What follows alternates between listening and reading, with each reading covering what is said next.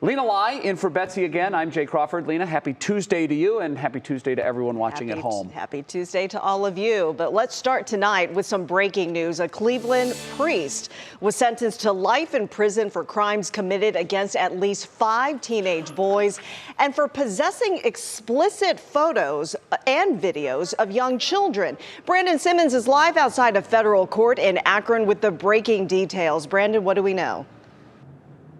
Yeah, hi, Lynna. 41-year-old Robert McWilliams has been a priest since 2017, and in that short amount of time, he took advantage of his victims, even extorted some of them using religious sacraments. Now, it was back in December of 2019 when 3 News Investigates cameras was there while he was arrested by Internet Crimes Against Children Task Force for possessing and storing child pornography. But as the investigation went on, investigators found out he used his role as a priest to obtain some of the explicit content that he had. Court records showed McWilliams would extort teens using info he got from them during confessions, which is supposed to be a private religious sacrament where one confesses their sins in confidence. But McWilliams, under different aliases, used that info to get explicit material from the kids that he preyed on. Geauga County Prosecutor Jim Flay says they're thankful to those victims who came forward reporting McWilliams and got this investigation started. You know, all of these types of cases are disturbing. I think this has gotten more attention just because of who the defendant is. But, you know, we're just happy that we were able to stop this before it got too serious. We really, I think the number of victims were limited, and we were able to get him out of his position of authority relatively quickly. Now, McWilliams is an Akron native and spent his time as a priest at St. Helen's Catholic Church in Newberry Township, which is located in Geauga County. He also spent some time at St. Joseph's in Strongsville, where he was arrested. Now, of course, he'll be spending his time now for the rest of his life in federal prison. Now, while there were 5 victims who were named in this case, there could be other victims who were out there who did not come forward. Of course, this case today does provide some justice for those who did decide to come forward in this case. Also, just want to let you know the Catholic Diocese did send out a statement just moments ago, and they said they're thanking law enforcement for making sure that McWilliams was justly punished, and they're also offering prayers to everyone who was impacted by the crimes that he committed. Lynna. Right, Brandon Simmons reporting live from Akron with those breaking details. Brandon, thanks. Well, next up on your feed at 5, the Browns could be without one of their biggest playmakers this Sunday when they go to New England, as running back Nick Chubb has tested positive for COVID-19, and he's not alone. 2 other running backs also testing positive for the virus. This is certainly not the news the team was looking for as they begin preps tomorrow for the always difficult task of going to New England to play the Patriots. Remember, as we told you yesterday, they have not won there since 1992.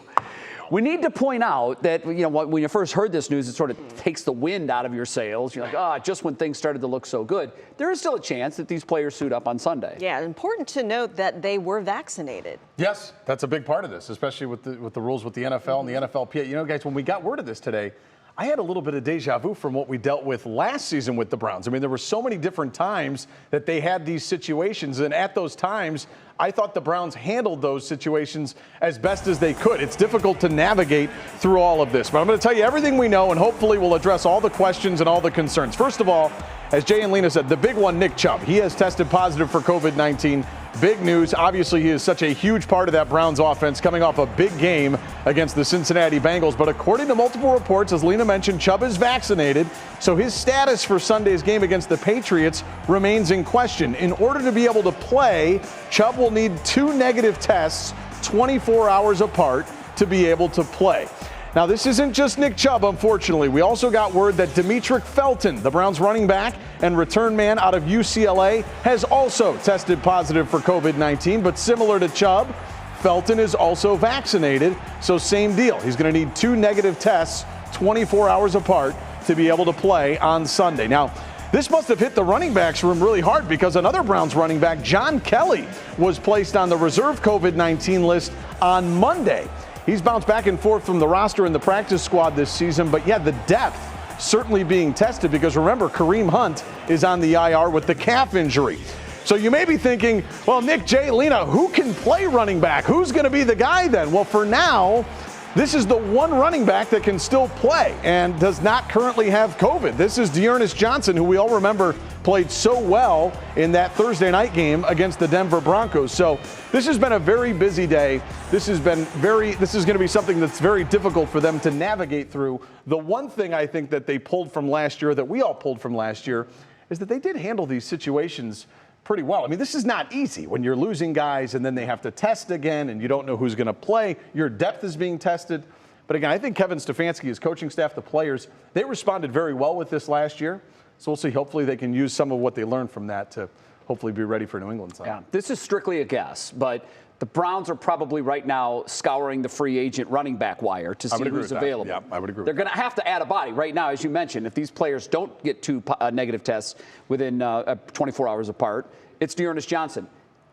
Todd Gurley is a name to watch. Go. Yeah, he's a free agent. Been around. Still very young. I was going to say, let's go back to 2007 here. No, I mean, listen, Todd Gurley's a young guy. He flamed out quickly. Okay. Just 3 years ago, he's the best back in the league. That's true. No, 2007. Not Well, that long ago. Well, saying that, depth being tested. We'll see how they respond. Again, Dearness Johnson's the guy for now. We'll see what happens going into Sunday. Get that hot tub time machine, Gurley. You're up, maybe. He's not that old, right? He's not that old. No, he's got some football left. We'll see what they do. That's just a guess, by the way. All right, now, as we just heard, these most recent cases from the Browns players are breakthrough cases. That means that they were fully vaccinated, yet still contracted the virus. Just more anecdotal proof. Our vaccine efficiency is waning. Here in Ohio, our current positivity rate is back up over 12%. In fact, the most recent number we got from the state, 12.3%. We were in single digits just 2 weeks ago. And now, after 6 straight weeks of declining cases statewide, we saw a pretty significant jump in cases last week.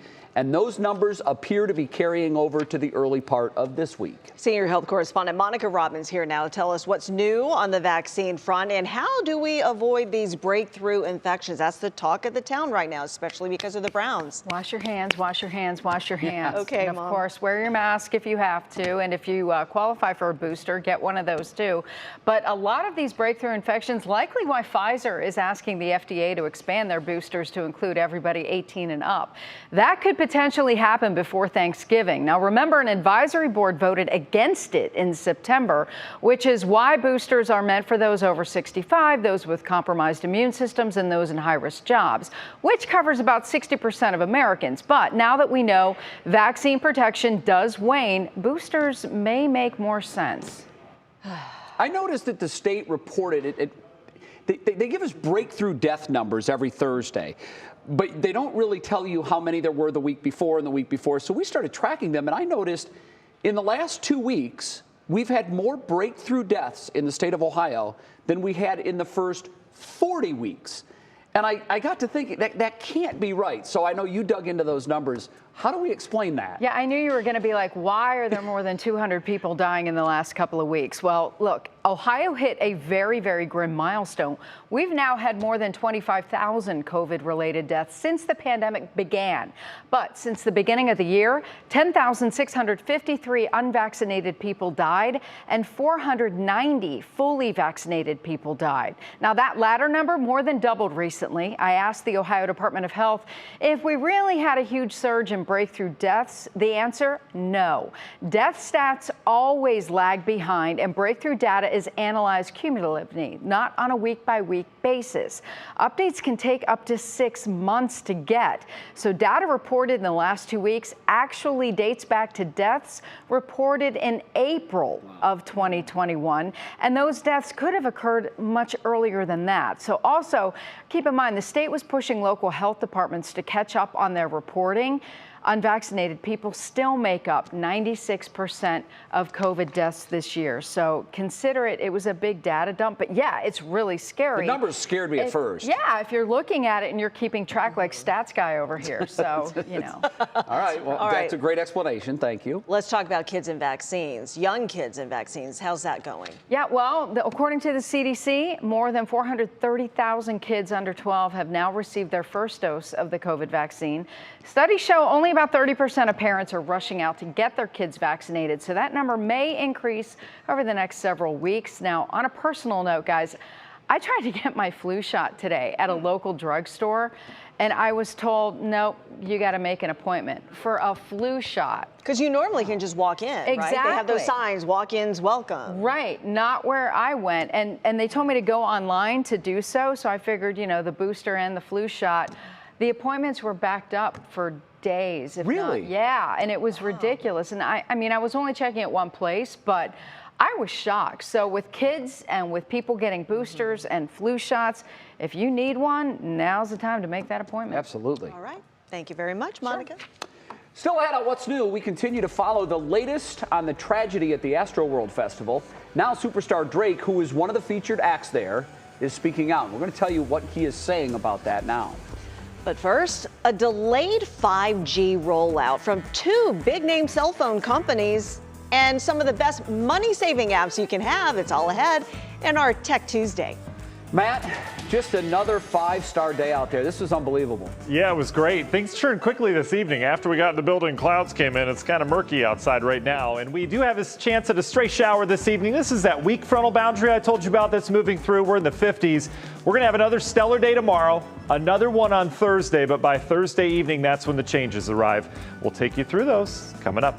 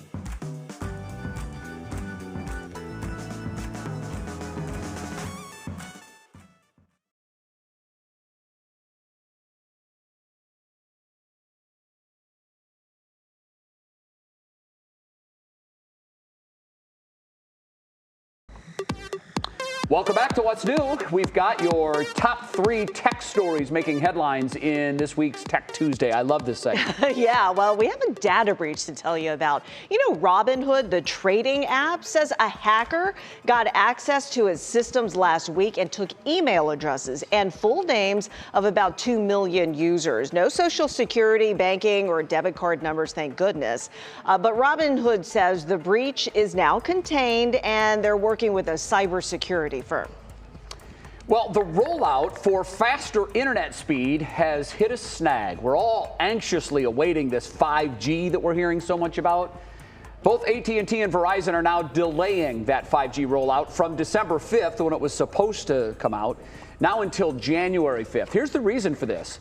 The FAA recently said that the service could actually interfere with key cockpit safety systems on airplanes. According to the Wall Street Journal, one of those features actually helps pilots land planes during poor weather.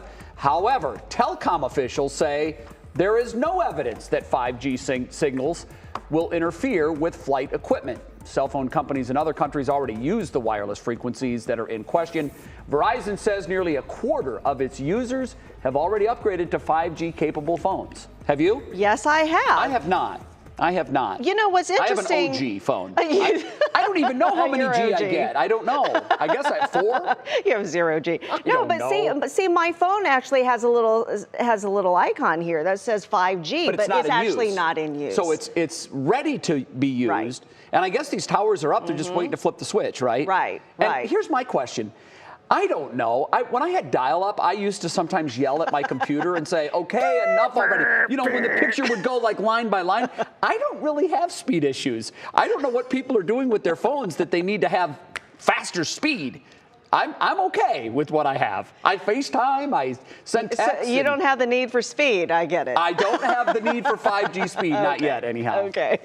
Well, let's talk about saving money now. As we've told you before, with all the shortages and delays, you really need to start your holiday shopping now. So here are 3 online tools that you can use to save you money right now. Slickdeals.net is the largest deal sharing community. Savvy shoppers use the platform to share deals that they found, and they also have an app. According to USA Today, Flip, with 2 P's at the end, is another highly recommended app. It curates all of your local store circulars, you know, those weekly ads that you flip through and then you toss in the garbage. Well, it also highlights the best deals for you. And the last site recommends Coupon Cabin. I like this. It's just like Rakuten and Ibotta. You can earn up to 20% cash back on online purchases. And Jay, I don't know if you're anything like my husband. Yeah. Whenever he does online shopping, he doesn't have time. I don't have time for that codes. either. I don't have time for that. And I'm like, this is why you were broke when I met you. I will do all the online shopping. Now, my wife does that. You see? Hey, listen, she told me just the other day, I just got a check for $12 from Rakuten. I think is that how you say it? Is it Rakuten? Okay. Rakuten. I've like, been mispronouncing this whole time. And she said, I don't know. But somehow it got onto my computer. I must have signed up for it. And I just got a check for $12. Cha-ching? So, and I said, from what? And she said, I don't know, just items that I've ordered, and then I get this check. So I'm all about free checks that just come to you. So check into this Rakuten or whatever, however you say it. But you have to go get it. You have to, you know, you got to play the game. I know. If you're going to win the check. Yeah, I'm always in a rush. That's my problem. Matt, how many G are you working with on your phone? Are you a 3G, 4G, OG? What do you got? I have no clue. I really don't. I don't either. And I'm the same way. No problem with speed. Well, I'm not watching movies on my phone or, you know, it's not like. I know. Yeah. I don't know what these folks are doing. My favorite website was the slickdeals.net. That sounds like a virus waiting to happen. Yeah. Would you stop? Slickdeals.net. Slickdeals.web.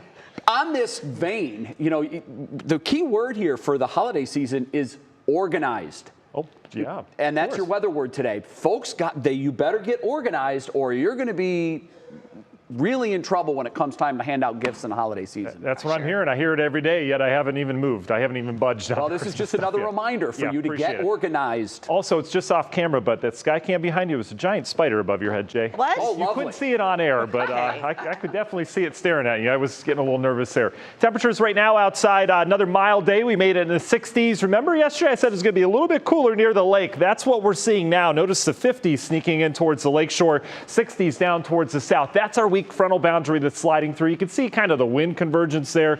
There's not a lot of wind, not a lot of power to this storm system. It's going to kind of meander its way down to the south throughout the evening. Clouds have increased with this, though. You can see a couple stray showers out towards southern Michigan there. We may squeak out a few showers. This isn't going to be a big deal tonight. It'll pass through. We'll be back to some sunshine tomorrow. This is what will settle in tomorrow. High pressure briefly settles in. We'll have sunshine mixed with intervals of clouds. Beautiful day once again tomorrow. System out west, though, this continues to stare us in the face. You see on the water vapor here, this big push coming down towards Southern California. That will spin up an area of low pressure that will continue to organize, and it'll ramp up and head up towards Minnesota. I did say it. I didn't even mean to say it. Yes. That's a weather word. Oh, that's awesome. What a great day. I'm going to play the lottery tonight, too, and go to slickdeals.net. That sounds great. As we go with your National Design Bar hour-by-hour forecast, you see the clouds passing tonight. This is tomorrow morning. I do expect some fog. We've got temperature and dew point that will marry each other tonight. When that happens, you have saturated air. We'll likely have areas of fog tomorrow morning. That will burn off by noon. We're in the 50s. It's not going to be quite mid-60 weather like we've been having, but it should be a pleasant day with lots of sunshine. I think we'll top out low 60s south, 50s towards the lakeshore, a little bit cooler again. And then Thursday, that's when the system starts to come in, that big one out west. We'll feel the influence of that. But look at this. We're dry almost all day Thursday. It's Thursday late in the day. We're still expecting that rain to move in. So big picture look at what this system does. Here it comes. Big, strong area low pressure. It's going to be windy on Thursday. Rain will move by. We'll squeak out a dry day on Friday still until late in the day, and then we turn wintry around here. Couple systems coming at us, cold air in place, lake rain and snow possible and likely. Union Home Mortgage 7-day forecast, 67 will bump up to Thursday, and then the downfall this weekend, rain and snow. We'll take a closer look at that system coming up. Lena? All right, thanks, Matt. Coming up next, we'll tell you what's new with Ariana Grande outside of the music world coming up in Pop Break. Plus, a homeowner knocks on his window when he sees these two little devils, these raccoons out in the backyard. You know they've got mischief on their mind. So our little question here for you is, what happens when the homeowner knocks on the window? Do they just get into the trash, stop in their tracks, or hop up to the window? We're going to let you know when What's New comes right back. Look at that face. Mischief.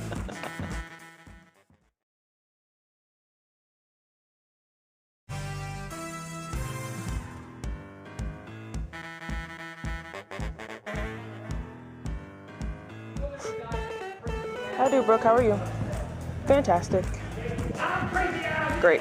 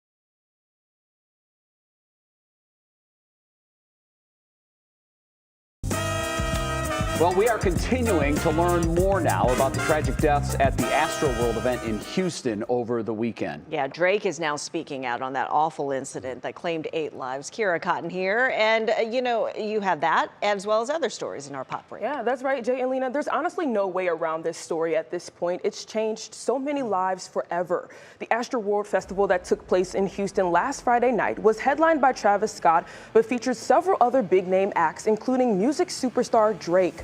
The certified lover boy posted a statement to his Instagram last night saying, "My heart is broken for the families and friends of those who lost their lives and for anyone who is suffering. I will continue to pray for all of them and will be in service any way I can." Drake was a guest star during Travis's headline set in front of a crowd of more than 50,000 people that ended in tragedy. And Ariana Grande is taking on a new venture. The positioned singer is again taking on the beauty industry with the launch of her cosmetics line, REM, this Thursday. The products in Chapter 1 are dreamy space-inspired beauty products that primarily focus on eye makeup. Chapter 1 is titled Ultraviolet, includes lashes, liners, plumping lip glosses, lip stains, and so much more. Products range in price from $15 to $24, and all items will be available to purchase on the official REM website. And icon and pioneer Missy Elliott is being recognized for her contributions to the music industry. Yesterday, the 50-year-old was honored with a star on the Hollywood Walk of Fame. The Virginia native shared pictures and videos of the moment on social media with the caption, "This is a moment that I shall never forget. And all the people who have been on this journey with me through the ups and downs and sickness, I want you all to know how much you mean to me." With 4 Grammys and more than 30 billion records sold worldwide, Missy Elliott's career and influence has spanned decades. Certainly a well-deserved honor. Talk about a living legend, guys. With so much death and tragedy in the world, it's so important to give people their flowers while they can still smell them. So I'm so glad she got that moment. I like that line. Yeah, that's very good. Absolutely. Yeah, she's an icon. All right, Key, thanks. Sure thing. Well, before the break, we asked you what happens after the homeowner knocks on the window after seeing a pair of raccoon in his backyard. Do these little fellas tear into the trash? Do they stop in their tracks? Or do they hop up to the window? Lena, I'll let you be the guesser. Well, he kind of looks a little frozen there. He does. And so, yep, the answer is... You're going to go with B. Stops in his tracks. So watch this. I love the pose of this guy. Look at him. He's just... We're going to show it to you again. There's the knock. Watch the guy on the left. They're naughty. You know, it's the burglar masks Yeah. that they have. Look at that. He's got the hands out. He's like frozen. He's ready to go. They're so cute, but No, they they're do not. so much damage. They do, really do so much damage. But Yeah, we had one in our attic once. I've heard of them getting an attic. And How'd you get rid of it? Oh, we had to hire somebody to get it out of the attic. You didn't go up he and- was mad. They Yeah. brought him down in the cage, and he's like, yeah, they his little mask. They can tear Yeah. up whatever they get into for sure. For sure. Coming up next, out of action, a positive COVID test leaves Nick Chubb and another player on the bench for now, just days before the Patriots battle on Sunday. Nick Camino is back with more. Plus, the potential meaning behind a popular puppy pose. We've all seen them do it. You say a certain word and they turn their head. Well, there's actually been a research study to find out why they're doing that. We'll tell you why coming up. And then we all know Robin Swoboda, and as she battles the next 8 weeks of chemo before radiation, one special guy will be right by her side all the way. We'll have an update on Robin's cancer journey next.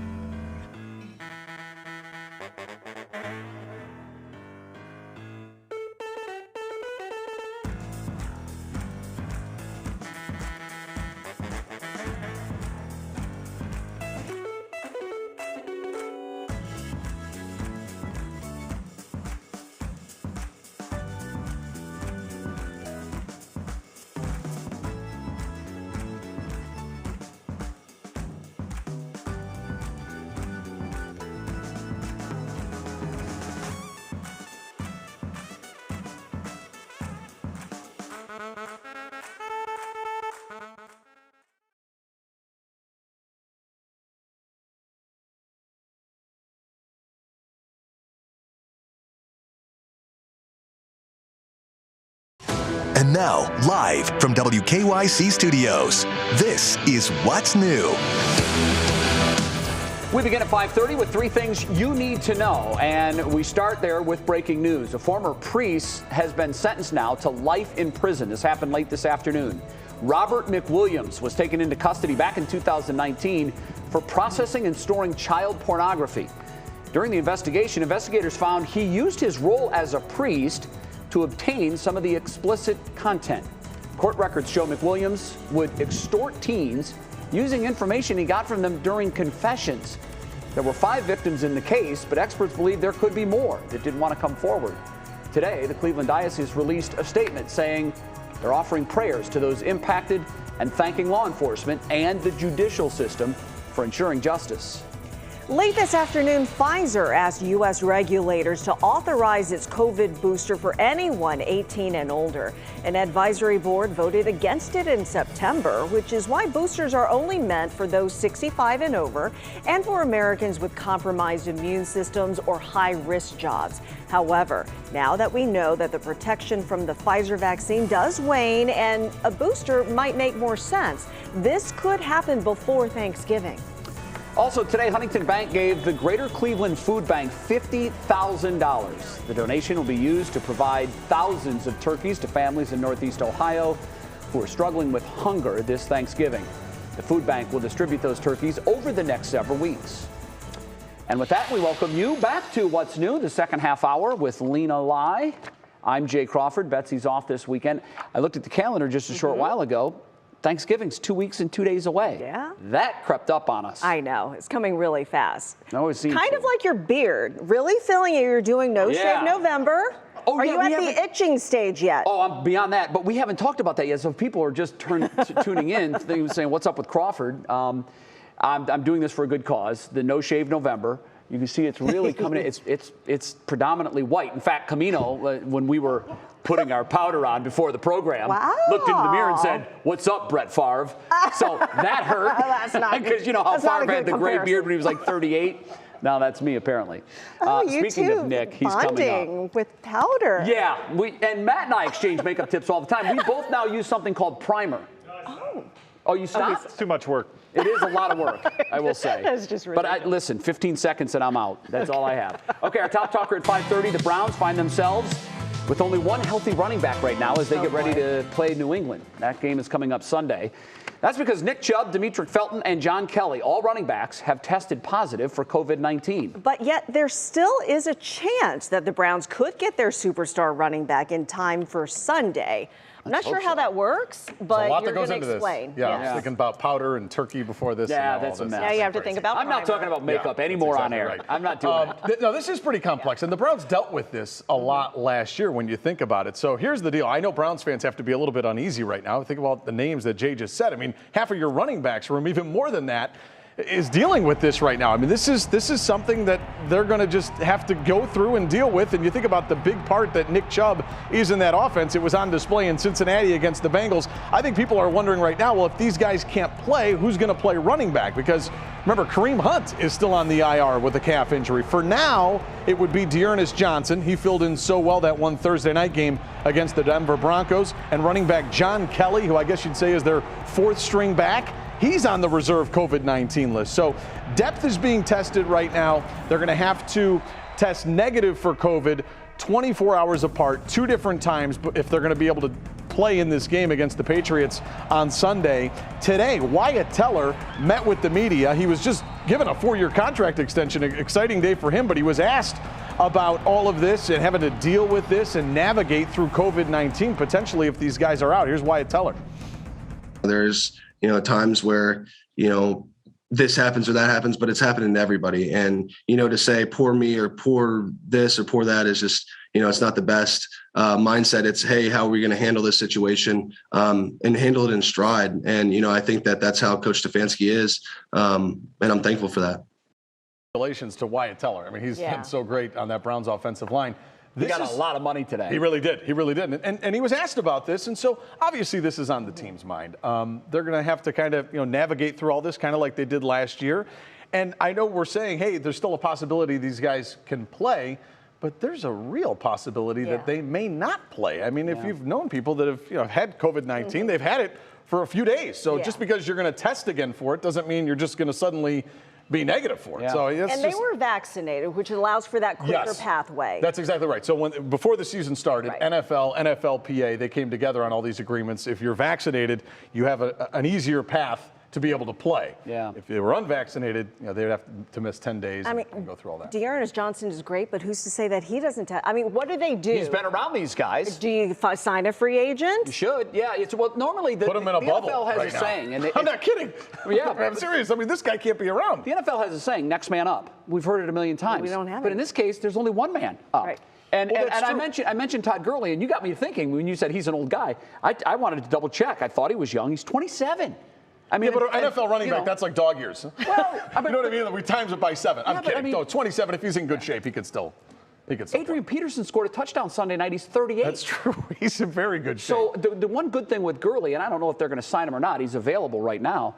If they sign him, his body should be fresh, provided he's kept himself in shape. Yes, and here's the last thing I'll say. I know we got to go. Last thing I'll say is teams have had to deal with this. Last year, the Denver Broncos had no quarterbacks. Remember, they were starting Kendall Hinton, who was a wide receiver from Wake Forest. He was playing quarterback. There are other teams that have dealt with this. The Browns are no different. They're just going to have to deal with it. Yeah. Okay. It's their most important position, too, because clearly they're a run team. All right. Thanks, Nick. Thank you much, Nick. Well, dog owners, you've all seen this. Dogs do that adorable head tilt when you're talking to them. And now we might finally know what they're thinking when they do that. You see, a new study from researchers in Hungary say that it might be your dog's way of processing what you're saying. So they might be trying to focus or recall what you're saying from memory, like the name of their favorite toy or human. It's the first study that examines the reason for head tilting in dogs. And if there's a sound effect that goes to that, it'd be like, huh? Yeah. This is the perfect example of a story that, and you see these from time to time, you say, wait a minute, you needed a study to figure that out? Right. And I wonder how much money they spent on that study. Because think about it. When do humans do that? If you're saying something to me and I go like this, I'm like, wait, what are you saying? I'm obviously processing what you're saying. We run videos from time to time on the program where it's a big social media challenge. You'll grab your cell phone and you'll say, ball, walk, treat, and the whole time that your dog's going like this because he's trying to figure out, wait, this is out of context. Ball, walk, treat. You're on the phone. You're not talking to me. Yeah. I'm just stunned that they had to do a research. And by the way, official. Even after the research, how did they find out that that's why the dogs were doing it? Did they tell them? Woof, woof. I do that every time when I talk to Matt, so Still ahead, the field is beginning to take shape as the Ohio high school football playoffs is underway. We have details ahead in Clicking in Cleveland. Yeah, my high school, Sandusky Perkins, still alive, loving that. Then Robin's love story as she shares her medical journey. We're also hearing about Robin Swoboda's joy in her life, the man who helps keep her going. Spoiler alert, you're going to need a tissue or two.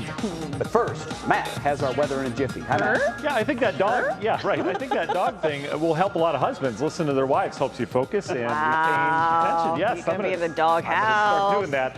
In terms of our jiffy of the day, this is what we're dealing with. I think across much of Northeast Ohio, we all feel like the baby sleeping in the pool. It's been great. How long is this going to last? Well, we've got 2 more days of it, and then we'll talk. We'll have the forecast next.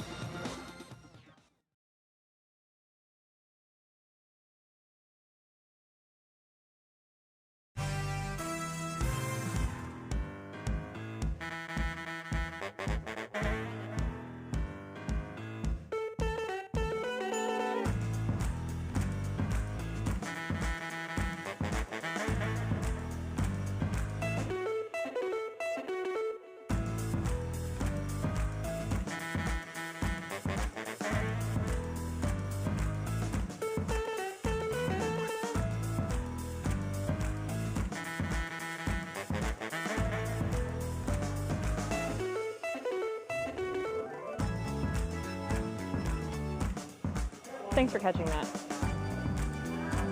Yes, I do.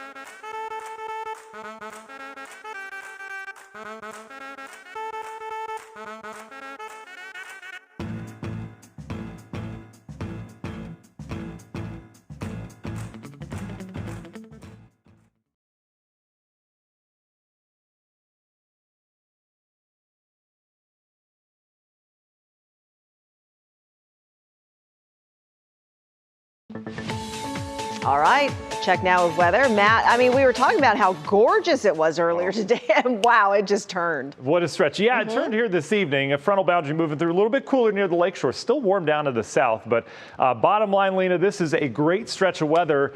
But not to be outdone, last year we had even a better stretch of weather. We had 70s for highs, lots of sunshine for days this time last year.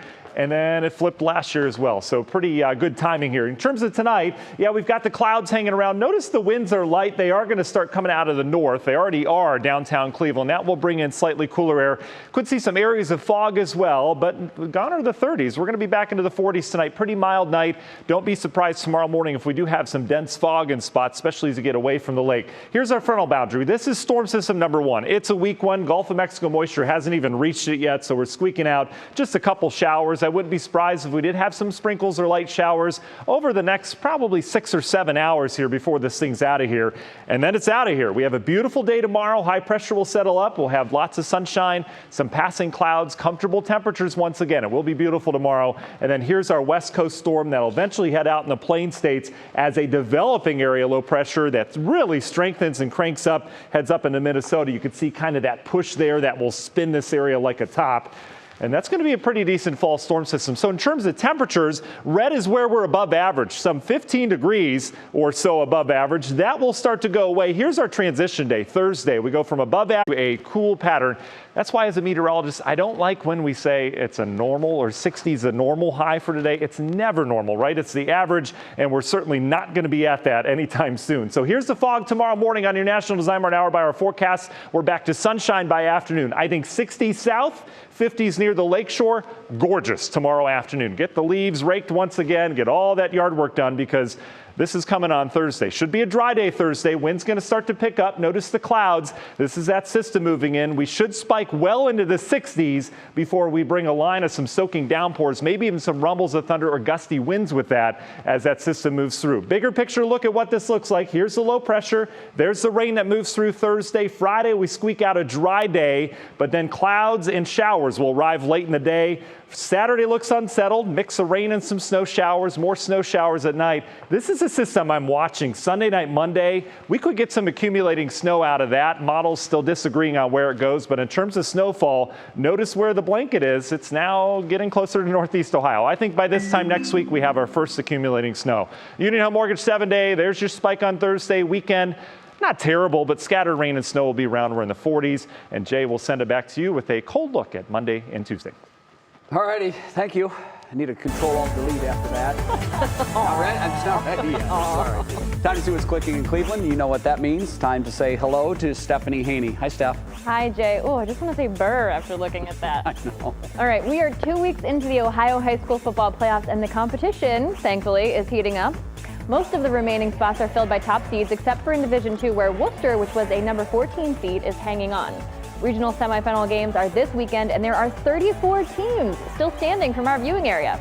Starting now, all games will be played at neutral sites, and for every local school playing this weekend and where you can see the games in person, just go to WKYC.com for our guide. Now, it really seems like a crime to me that this is happening at the same time as Cleveland Pizza Week, but there are 5 days left in Cleveland Restaurant Week, and I hope you're all hungry because right now you can get 3-course meals at great spots around Northeast Ohio for just $36. That is before tax and tip, mind you. Now, some of the staples participating include Melt Bar and Grilled with its Thanksgiving-themed turkey sandwich. In Majorca and downtown, you can get paella, garlic shrimp, or Spanish rice. And in Detroit Shoreway, Astoria Cafe is offering up Greek dishes like moussaka or tahini mousse pie. It is dine-in or takeout, and you can see more options at WKYC.com. And as Betty White prepares to turn 100 in January, you can celebrate her by binging her shows and maybe earning $1,000. Choice Mutual Insurance wants to pay someone to watch 10 hours of this national treasure. You have to do it in 24 hours and, of course, document it online. You have to apply by November 22nd. We have the link to do that on WKYC.com. I have to imagine this will be very competitive, Jay and Lynna. Now, her birthday is coming up on January 17th, so I just want to say that we need to bubble wrap Betty White Yes. between now and then. Yes. Not that she needs it, though, because, you know, before the pandemic, she was running a mile every day. God, That's why she's 99 and counting. I know. God love her. You know, and she's so funny. I remember seeing a previous interview. She credits her long life to vodka.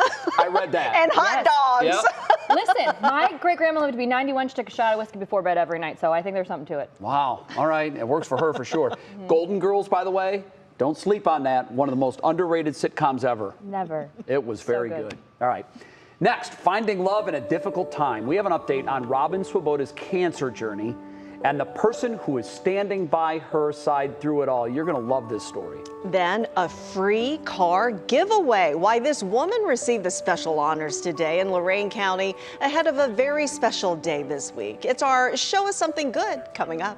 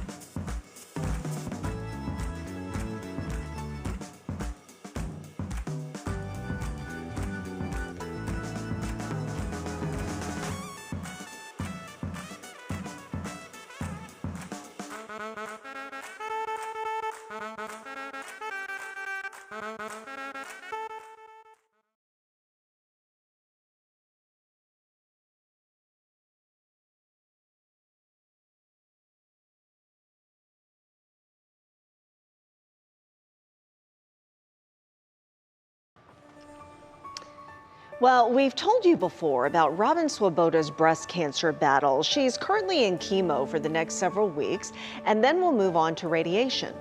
While there's a lot on her plate right now, she has a team of friends and family supporting her every step of the way. But there's also a new team member who hasn't left her side since they met. Senior health correspondent Monica Robbins now reports how Robin learned, despite a difficult diagnosis, life still goes on, sometimes in the best way possible.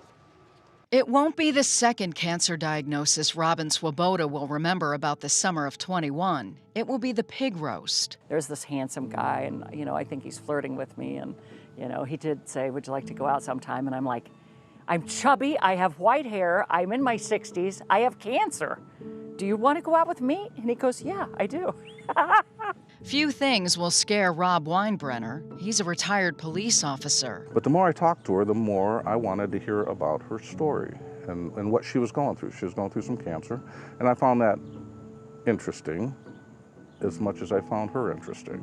Rob also understands the devastating curveballs life can throw. His son, Justin, an Akron police officer, was killed in the line of duty in 2014. Rob also wasn't a stranger to Robin's fight. I was telling her about my wife. My wife had cancer, and She did not survive the cancer. There's an undeniable spark between these two. They've been nearly inseparable since they met. I've been waiting for him my whole life. On their third date, he may have saved her life. He rushed her to university hospitals after her first round of chemo caused a dangerous reaction. He has seen me at my worst. I mean, he took me to the ER, and he knows my weight. He knows my sodium numbers. He knows. He's seen it all, and he keeps coming back. It's just crazy. I'm very much in love with her. I think within the first, well, I don't know what the first time I said I love you was, but I think it was in the ICU. I didn't have anybody 4 years ago, and I went through it like a trooper, but I thought, I wish I had somebody special who, was there for me and could run their fingers through my hair and have my hair come out in their fingers. I think we're almost done. Yep, Rob's been there too. Her sense of humor is infectious. Collaborate and listen. Oh no, Robin's in the back with a brand new addition. And like so many others, he learns from her attitude every day. You can go through all of that and still look at a positive side, be happy. I've never been around somebody as happy as she is, and that makes me happy. There's not a day, we wake up laughing, we go to bed laughing. She just the whole day is laughing. We just laugh the whole time. So while she's dealing with her next 8 weeks of chemo, he'll be right beside her, walking the dogs or binging Netflix. I want to be your partner in this. I want to be part of this whole thing. And I think her first question was, well, you're not doing this because you feel sorry for me. I said, no. I do this because I love you. Monica Robbins, 3 News. Wow. Robin says that she has 5 chemotherapy treatments left before radiation. Rob has been by her side through all of them. We'll, of course, continue following Robin's story and updating you on her journey. What an incredible woman. The positivity, the laughter, Yeah. I mean, and for both. I told you this in a commercial break. I've had a crush on her since I was a teenager. When I was a young boy growing up in Sandusky, I was just smitten. And I was struck by her beauty, which she still has. She Stunning. radiates beauty. Yes. And her sense of humor. Yes. And her ability to just engage. Yes. That's what she does. And Robin, we are all with you in this fight. And we know that you're going to come through it stronger than ever. Always finding the joy. Yeah. Still ahead, an early honors. Who teamed up with who to make one local veteran feel extra special ahead of Veterans Day? And that's not all the good news we have about veterans tonight. Coming up on What Matters Most at 6, we'll introduce you to another local veteran who also survived COVID, cancer, and even more. How the Cleveland Clinic is now honoring him.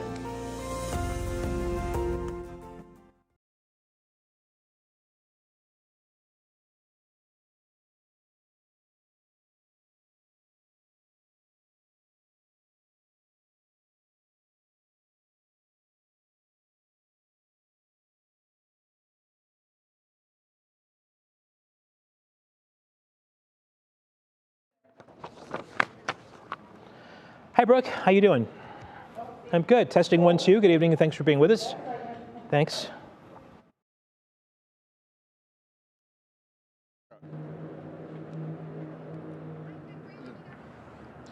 I do not have her.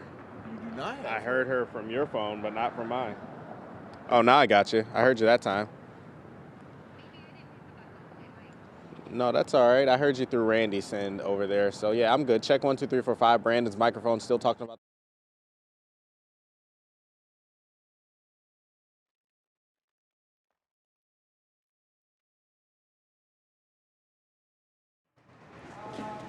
Yep, I gotcha. Uh-huh.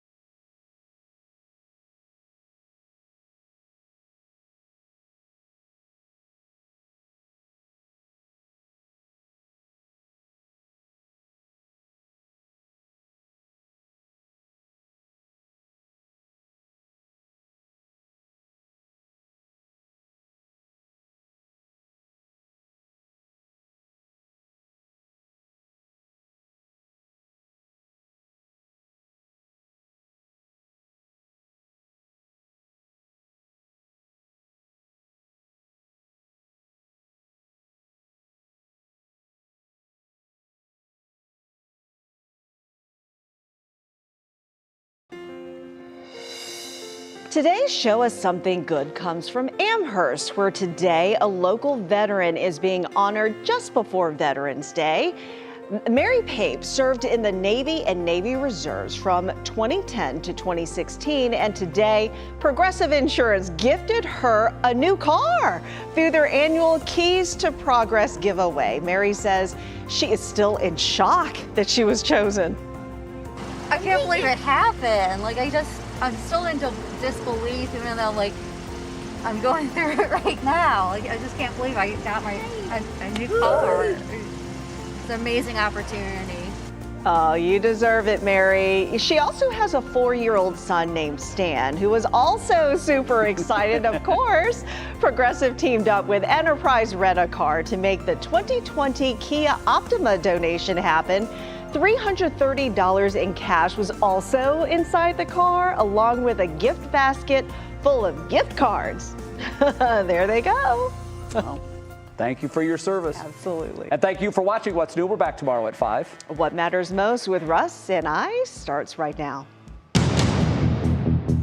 Now at 6, Sentencing Day. A former local priest learns his fate in court for crimes he committed against teenage boys and young children. Also, out of action. Positive COVID tests leave 3 Browns players, including Nick Chubb, on the bench for now. Nick Camino will have the latest, telling his story. I just look back and say, well, you did your part, and you're here. A local veteran, 100 years young, tells his story of serving in World War II and later surviving cancer and COVID and giving back. Just trying to process that this is really going on now. I'm really receiving a car. With Veterans Day now 2 days away, Northeast Ohio businesses and community groups are stepping up to give those who served a better quality of life. From the WKYC studios, this is What Matters Most. Hey, good evening. Thanks for joining us tonight. I'm Russ Mitchell. And I'm Lena Lai. Former Cleveland Catholic Diocese priest Robert McWilliams was sentenced to life in prison today for crimes he committed against at least 5 teenage boys and for possessing explicit photos and videos of young children. Brandon Simmons is in Akron, where the mother of 3 of the victims called McWilliams a master of deception. It's sentencing day for 41-year-old Robert McWilliams, a former priest for the Cleveland Catholic Diocese, a position of power he used to take advantage of young teenage boys. All of these types of cases are disturbing. I think this has gotten more attention just because of who the defendant is. Geauga County Prosecutor Jim Flays and Sheriff Scott Hildenbrand were in federal court as Judge Sarah Leoy handed down a life sentence for McWilliams' crimes against 5 young boys who came forward. We're just happy that we were able to stop this before it got too serious.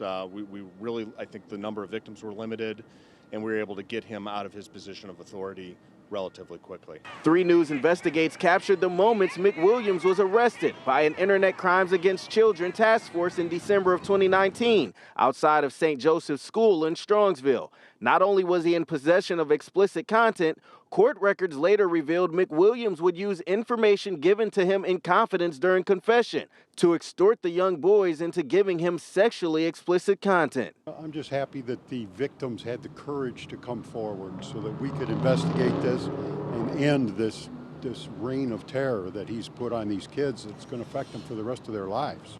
A mother of 3 of the victims expressing that pain in federal court today, calling McWilliams a master of deception, adding that he is truly evil. McWilliams first became a priest in 2017, where he was appointed to serve at St. Helens in Newberry Township and St. Joseph's in Strongsville. Now he'll only serve time behind bars. We need this part of it to be over with so that these kids can start to heal and get the help that they need for what he's done to them. Now, the Catholic Diocese did send out a statement earlier today thanking law enforcement for making sure McWilliams was justly punished. And McWilliams today did say that he would resign from the priesthood tomorrow. He also apologized to victims in court and asked that Catholics don't blame the church for his actions. He said, quote, "This is not the church or priesthood. This is me." Lena? All right, Brandon Simmons reporting live outside federal court in Akron. Brandon, thanks. Here's what else is happening tonight. The Browns might be without Nick Chubb for Sunday's game against the Patriots. Star running back tested positive for COVID-19. Nick Camino in for Jimmy tonight. And Nick, unlike earlier cases when we've heard of a player being diagnosed this earlier in the week, Nick Chubb could come back. Yeah, there's still a chance that could happen, Russ. I mean, this is not the news that Browns fans wanted to hear today, but there is still a chance that Chubb could be out there Sunday against the New England Patriots. Now, there's a lot of different variables that go into this, and we just found out that the Browns have entered into enhanced protocols. That means they're going to have more masks going. They're going to have Zoom meetings and things like that, like we kind of saw last year. But yeah, he's tested positive for COVID-19. But as you mentioned, Russ, he's vaccinated, so his status for Sunday is still kind of up in the air. Since Chubb is vaccinated, he's going to need 2 negative tests 24 hours apart to be able to play. Here's the part I think that has Browns fans on edge a bit, though. Browns running back Demetric Felton has also tested positive for COVID-19, and running back John Kelly is already on the reserve COVID-19 list. They put him on there on Monday. On top of that, Kareem Hunt is still on the IR with that calf injury. So the Browns' depth at running back is being tested right now. You know, normally if your starter's out, you go to the second string guy. If your second string guy's out, you go to the third string. I mean, we're already getting down to the 5th string here. I mean, this depth is really being tested, so we'll see how this plays out throughout the week. So it's Tuesday, we'll know no later than Thursday, we're thinking? Yeah, well, I would think by Friday they would want to make sure that they have the results of these to make sure they can play on Sunday. All right, Nick, we'll see you later in sports. Thank you. Tonight, Pfizer is officially asking the FDA to allow boosters of its COVID-19 vaccine for anyone 18 or older. Older Americans and other vulnerable groups have had access to a 3rd dose of the Pfizer and BioNTech vaccine since September. But the Food and Drug Administration has said it would move quickly to expand boosters to younger ages first. The White House is rolling out plans to identify and pay for possible upgrades to U.S. ports within the next 90 days. It's hoping to slow down inflation being caused by ships waiting to dock and a shortage of truck drivers to haul goods. As the U.S. emerges from the COVID pandemic, the economic recovery has been hampered by congested and aging ports. And many Ohio drivers are getting letters from the Bureau of Motor Vehicles saying you need a new license plate. See, according to the BMV, license plates in the Ohio Gold Series, they need to be removed from circulation for public safety. They were issued from 1997 through 2001. The state believes less than 250,000 of these plates are still in use. The Tomb of the Unknown Soldier at Arlington National Cemetery is commemorating its 100th anniversary this week. To honor the occasion, members of the public are being allowed on the plaza for the first time in 78 years to lay flowers at the sacred memorial. A procession and flyover event are planned at Arlington this Thursday, which of course is Veterans Day. And tonight, a 100-year-old veteran of World War II has some lessons of survival. Yeah, he not only survived intense battles in war, but also cancer and now COVID-19. He is quite an amazing man, and Amanda Abraham has his story. You can say age doesn't define him. Hey, Dan, you want your veteran's hat, your cap? Oh, my God. It's his experiences. How's that? Okay. I just turned 100 this year. Just 3 weeks after graduating high school, Felix Pasteris joined the Army Air Forces, serving in World War II. At 100 years old, he's thankful for the little things, like the simple thank you message he gets as a veteran. Now that I've been around for a few years, it's really rewarding to me. I was sort of a nobody. You know, I put my 5 years in you know, and I went through hell. I just look back and say, well, you did your part, and you're here. Felix has seen and been through a lot. He's battled prostate cancer and even COVID-19. The nurses all came in and start hollering, and I said, I'm okay, don't worry. But then I was going to die. That's all. I mean, I was going to die just then, but I sort of woke up. He had to learn to walk again, but his courageous battles earned him recognition from the Cleveland Clinic. The clinic's volunteer services program honors veterans in hospice care. I'm pretty happy right now. I am happy, and I'm happy in bed more than any other place, because I don't want to get out of bed. I love it. I love my bed. For Felix, it's the small moments, the little things that make us smile. I watch them birds every day. You know, it's a simple thing, isn't it? But it's beautiful. His advice, the key to life? If you're happy on what you're doing, keep it up. I mean, it might be the simplest thing in the world, but you're happy doing it. That's the key. Well, Felix celebrated 100 years with a big party with family and friends, which was a highlight for him. He also has a sense of humor, making a note that he's got something in common with the Cleveland Clinic, both celebrating their centennial this year. How about that? He was just honored by the clinic, is that correct? Yes, that's right. That is fantastic. Felix, much respect. Thank you so much, Amani. Appreciate it. Absolutely. Well, meanwhile, Lorain County military veteran got the surprise of a lifetime today. Mary Pape of Lorain received the keys to a brand new car. She's one of the more than 45 veterans and their families across the country who all got a new car today, just a few days before Veterans Day. I'm still in awe. I still, can't even believe this is happening. Yeah, just trying to process that this is really going on and I'm really receiving a car.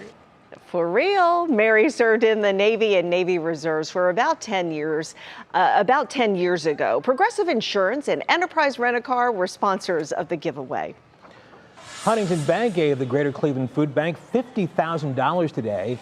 That donation will be used to provide thousands of turkeys to Northeast Ohio families struggling with hunger this Thanksgiving.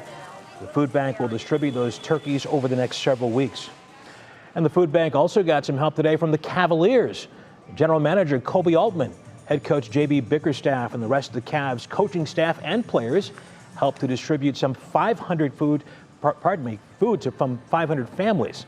The drive-through distribution took place in Gateway Plaza outside of Rocket Mortgage Fieldhouse. Coming up tonight, medical mystery. Monica Robbins brings us the story of one woman's strange illness and how a local hospital figured out what was making her so sick. And extension signed with OBJ gone. The Browns making a long-term commitment to one of the best guards in the NFL. Plus, Matt's here for Betsy with a look at the forecast. What's up? Yeah, hey guys. Well, what's up right now is the moon. Actually, I don't think it's risen yet, but in terms of temperatures, we continue to stay on the mild side. Another beautiful day today. Tomorrow, even Thursday, not looking too shabby around here. And then this system finally arrives. We'll detail the latest trends in that rain snow forecast for the weekend. What Matters Most is sponsored by the Calvetta Brothers Floor Show. It's time to fall in love again with your home.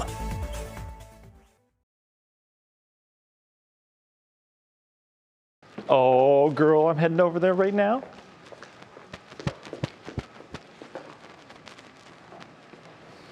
You're welcome. Anything, I'm here for you.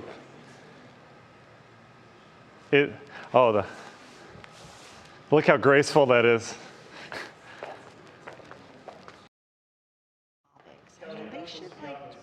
Yes, they do. They really want their experts talk about COVID stuff. Yeah, I know.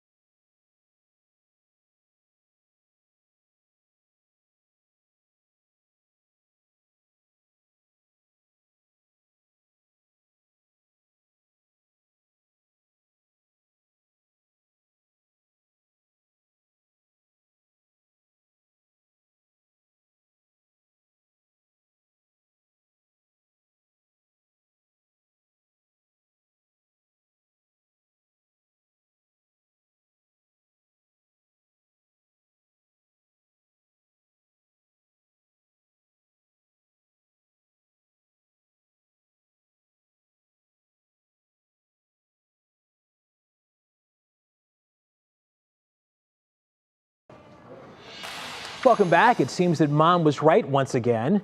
Going to bed and getting a good night's sleep makes it so much easier to get through the day.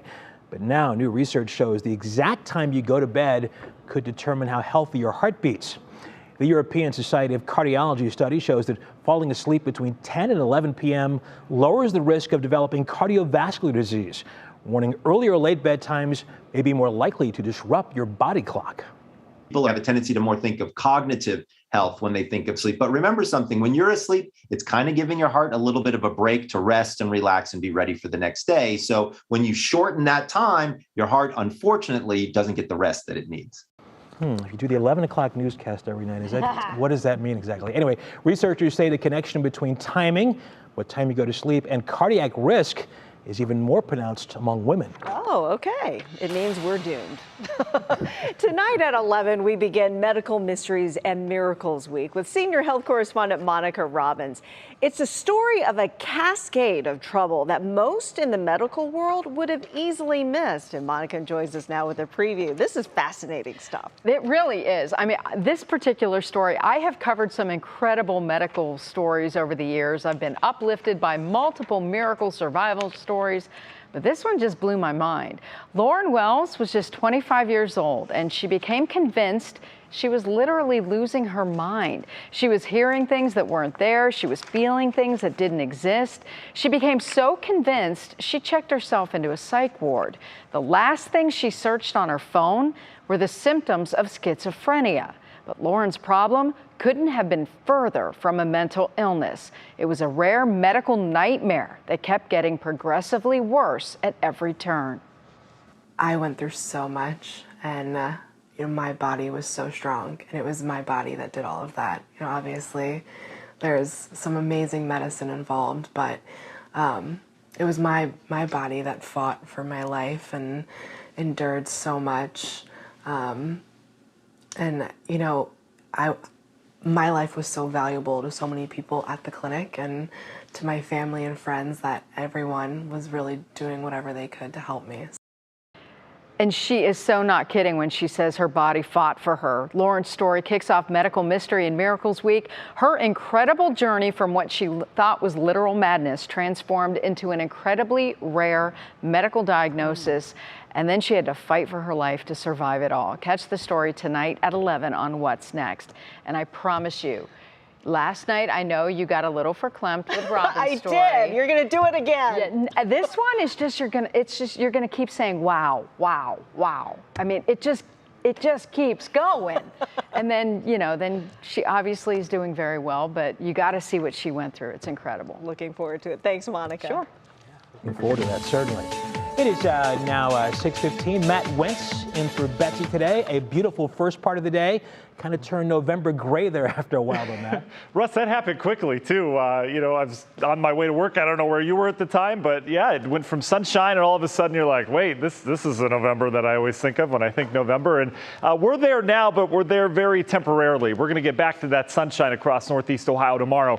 Temperatures have come down a little bit. That November-ish look that Russ was talking about was actually the cold front. We had the clouds move in, still hanging on to near 60 degrees down areas of Stark County out towards Alliance, Louisville, but back towards the west, we're in the 50s. You see those little lines on there? That's the wind.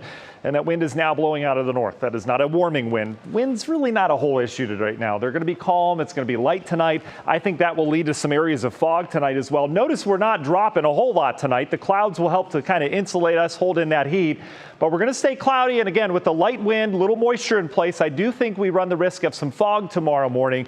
Could be dense in spots, especially away from the lake. It should burn off pretty quickly. But this is all courtesy of a cold front. It's a very weak one. There's not a lot of Gulf of Mexico moisture with it. You can see it's kicking off a couple showers out over the lake. Wouldn't be surprised if we had some stray sprinkles or showers this evening as this front kind of settles to the south and stalls. Other than that, it's just a wave of clouds. Then it's out of here. Tomorrow, we're back to the sunshine. Beautiful day. We will have some passing high clouds off of this mess to the west. Overall, a beautiful day tomorrow. If you have yard work that continues to need to be done because the leaves are shedding, right? Tomorrow, I think a great day for that. Get the kids outside, let them explore.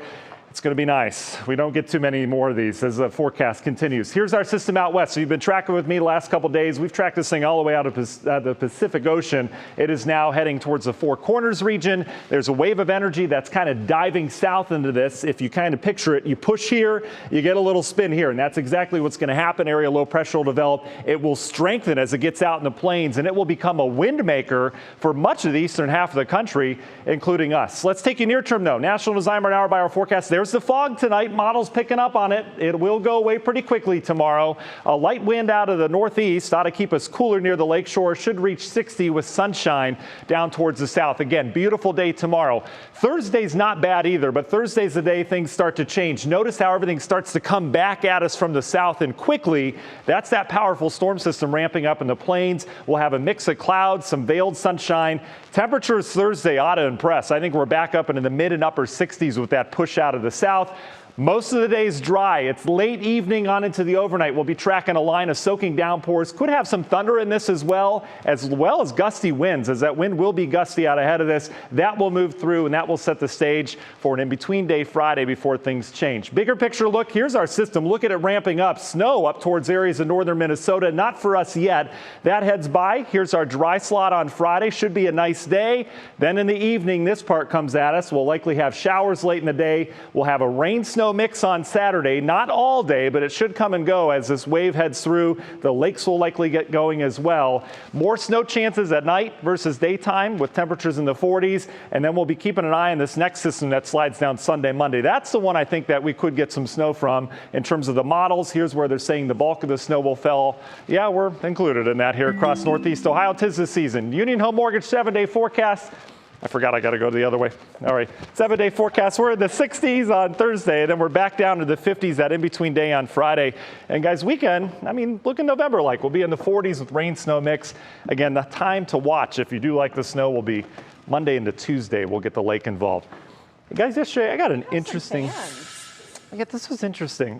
This is super funny. I got to thank Myra. She sent this picture or video of Theodore, her super fan. He really likes the moving arrows and my hand, apparently. She shot this in. I really appreciate that. I've watched it probably 100 times. Theodore's a gorgeous cat, but obviously really likes that forecast. I wonder what Theodore thinks about you prancing across the... Probably chased me from right to left on there. Yeah. Look, he's just watching you. It pays more attention than my wife does, I think, to the forecast. Wow. Yeah. Hi, Theo. Steph, don't listen to him. She's not watching. Wow. Thanks, Matt. Coming up, the Browns are down to just one running back right now. Nick is back to tell us who could be in the Browns backfield this Sunday against the Patriots. You're back.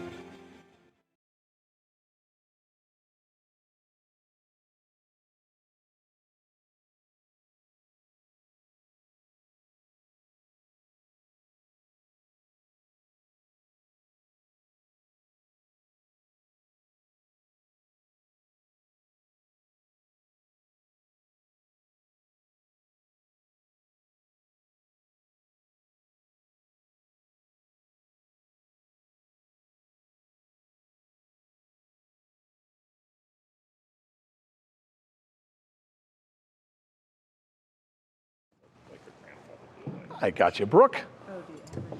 Kinder, I got you.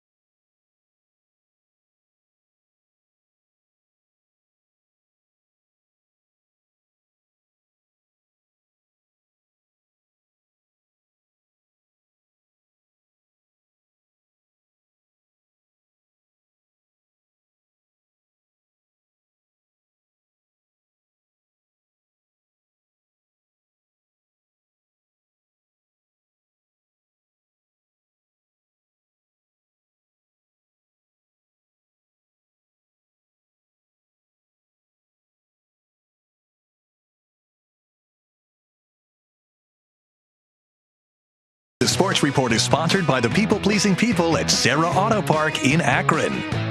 Welcoming you back. Nick Camino in for Jimmy tonight. Gosh, a busy day for the Browns, right? Some good news for the Browns offensive line. We'll get to that. But right now, some disconcerting news for Browns fans. Nick Chubb testing positive for COVID-19. Obviously, the Browns are without Nick Chubb. I mean, if they're without him, it's going to be a huge blow in New England against the Patriots. But there's actually still a chance that Chubb can play. He's vaccinated for COVID-19, which means if he tests negative twice, 24 hours apart, he can still play come Sunday. So we'll see. Here's the problem, though. If he can't play against the Patriots, the Browns may have some depth issues at running back. Not only is Kareem Hunt still on the IR with a calf injury, but running back and return man Demetric Felton has also tested positive for COVID-19. He's third or fourth string on the depth chart, but would likely be used more if he could play. But if he's out too, then there's a problem. Felton is also vaccinated. So similar to Chubb, he's going to need 2 negative tests 24 hours apart to be able to play. As I mentioned, though, the Browns running backs room on the shelf right now, and probably a big reason why the Browns have entered now into what's called enhanced COVID protocols. They're going to have more masks, more testing. Running back John Kelly was placed on the reserve COVID-19 list on Monday. So depth being tested, as we said. The one running back, the one guy for now who can play and is fine is Dearness Johnson. We remember he filled in so nicely on that Thursday night game against the Denver Broncos. But the Browns, think about it, their first string, second string, fourth string, and fifth string backs are all dealing with COVID-19 right now. It's kind of crazy. All right, now to the good news of the day. Wyatt Teller, he's here to stay. The Browns offensive guard, he's getting paid, and he got a nice 4-year contract extension from the Browns. He's now the second highest paid guard in the NFL. The Browns O-line, I mean, these guys deserve some credit. You think about the nice job they do opening up backs, opening up lanes for those running backs. You think about the protection that they give Baker Mayfield. Wyatt Teller, he's pretty excited right now, and he should be. It truly is amazing. I'm thankful that, the fans of Cleveland, I mean, offensive linemen are loved. They're glorified here, and that's just a special city. Those big guys up front, right? And sure, we're still keeping an eye on the now former Browns wide receiver Odell Beckham Jr. He officially became a free agent today at 4 o'clock. Think about this. This is the first time in his career that he has been a free agent. Maybe why they could give some of that money to Wyatt Teller. All right, ouch, I didn't want to bring this up. I know, not the greatest news from this sportscast tonight. I got to be honest with you. The Steelers winning on Monday Night Football over the Bears thanks to this call. 4th down, Bears linebacker Cassius Marsh called for taunting here, ran into the ref too. I don't know. Then the Bears come all the way back down the field. They're trying to hit a would-be 65-yard game winner, and it comes up just short. We were sitting here last night. We thought that hit off the crossbar. It actually fell shorter than that. But Pittsburgh is now 5-3 on the season. Yeah, weird call. But Wyatt Teller having a great day. He is, yeah, he's getting paid. He's having a nice day. Absolutely. Wow, congratulations. And thank you. You got it. Thanks for watching. Jay and Sarah in at 7 o'clock for Front Row. NBC Nightly News is next. Have a great evening.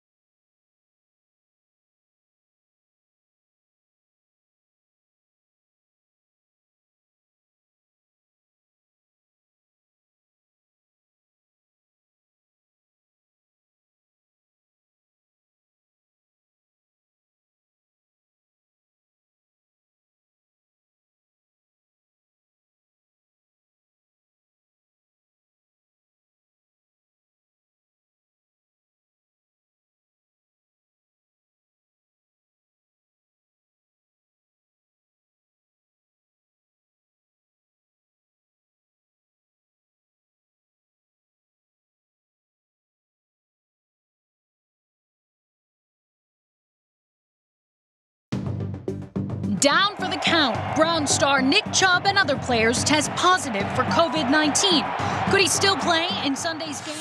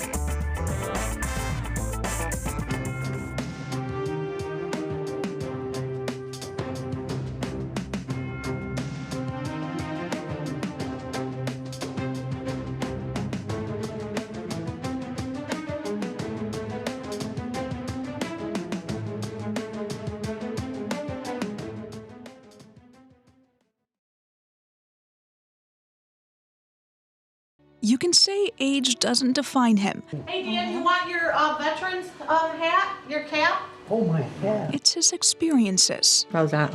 Okay. I just turned 100 this year. Just 3 weeks after graduating high school, Felix Pasteris joined the Army Air Forces, serving in World War II at 100.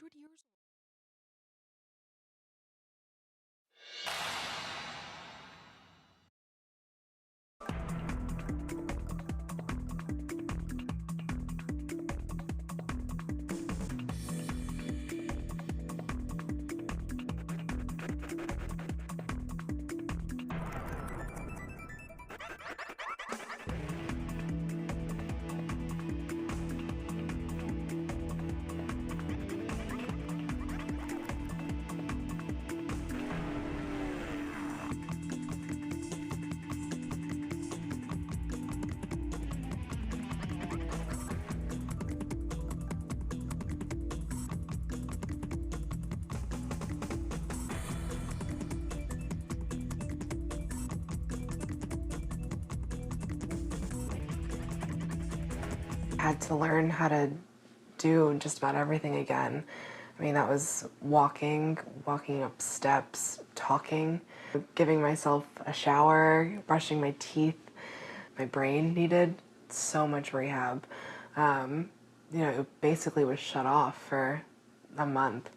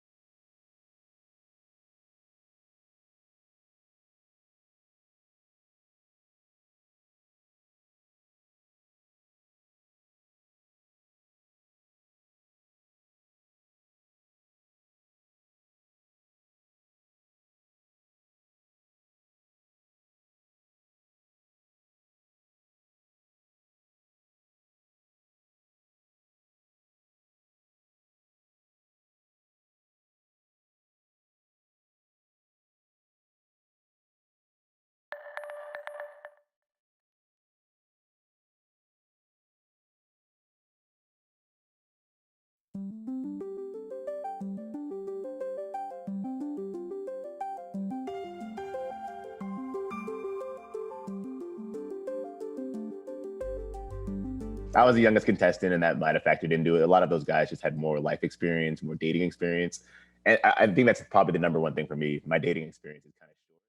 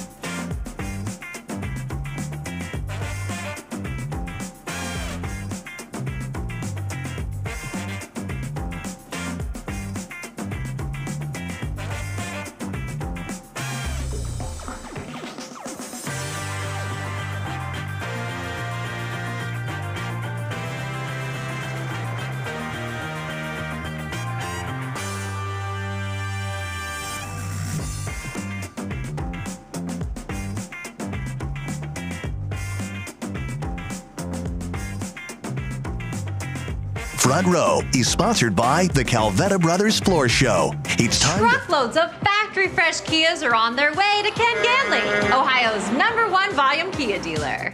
So come on in and get our best price on a new Kia Soul, Forte, K5, Sportage, Sorrento, and the 3-row Telluride. Plus, we'll pay you our top dollar for your current vehicle, or trade it in and lower your price.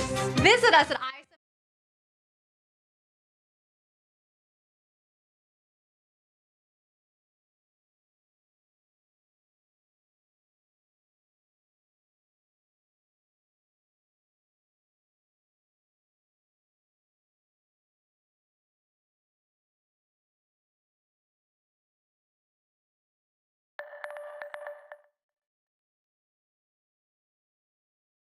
You know, Sarah and Jay, we have seen the cast of In Just Like That shooting scenes all over New York. And last night, Sarah Jessica Parker just announced that she has finished shooting.